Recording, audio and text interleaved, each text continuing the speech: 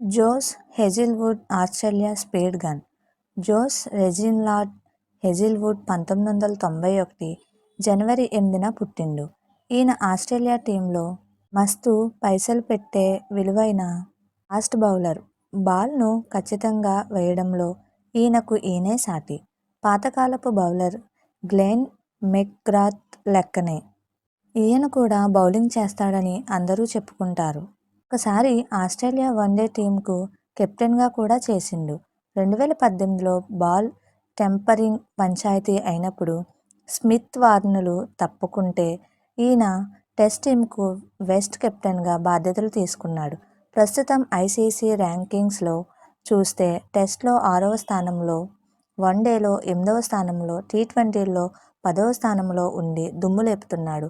Australia గెలిచిన 2015, 23 one day world కప్లు అట్లానే 2021 T20 world cup టీంలలో ఈయన కూడా ఉన్నాడు.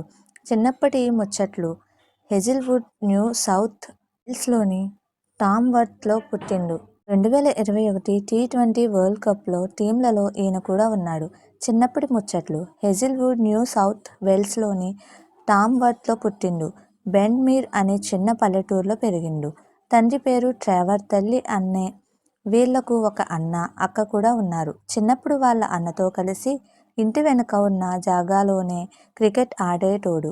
వయసు 12 ఏళ్లు రాకముందే చిన్నప్పుడు వాళ్ళ అన్నతో కలిసి ఇంటి వెనుక ఉన్న జాగాలోనే క్రికెట్ ఆడేటోడు. వయసు 12 ఏళ్లు రాకముందే టామ్వర్త్ తరపున పెద్దోళ్లతో కలిసి మ్యాచ్లో ఆడిండు. చిన్నప్పటి నుంచి ఈయనకు రగ్బీ అంటే కూడా మస్తు ఇష్టం. మ్యూజికల్ నైట్స్ టీంకు పెద్ద ఫ్యాన్.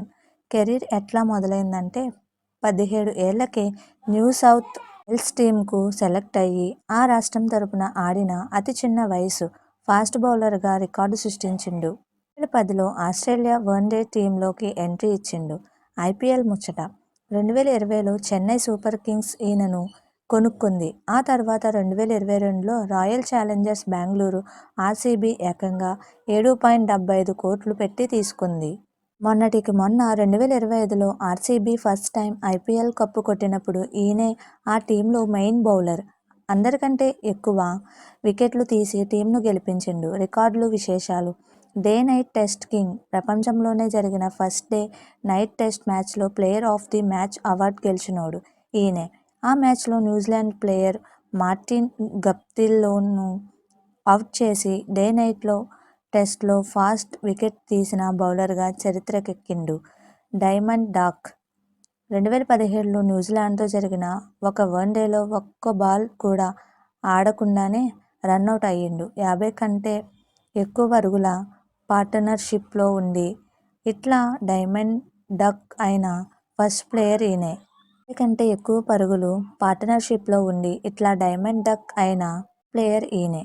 200 వికెట్లు. ఇండియా మీద జరిగిన టెస్ట్ మ్యాచ్లో తన 200వ టెస్ట్ వికెట్ను తీసిండు. ఆస్ట్రేలియా తరపున ఎక్కువ వికెట్లు తీసినోళ్లలో ఈయనది 8వ స్థానం. All rounder rankings. క్రికెట్లోని 3 ఫార్మాట్లలో టెస్ట్, వన్డే, టీ20 టాప్ 10లో నిలిచిన మొట్టమొదటి బౌలర్గా రికార్డు సృష్టించిండు. మీకు మా వీడియోస్ కనుక నచ్చినట్లయితే ఇలాంటి మరెన్నో విషయాలు తెలుసుకోవాలనుకుంటే డూ సబ్స్క్రైబ్ టు సమాజం ముచ్చట్లు.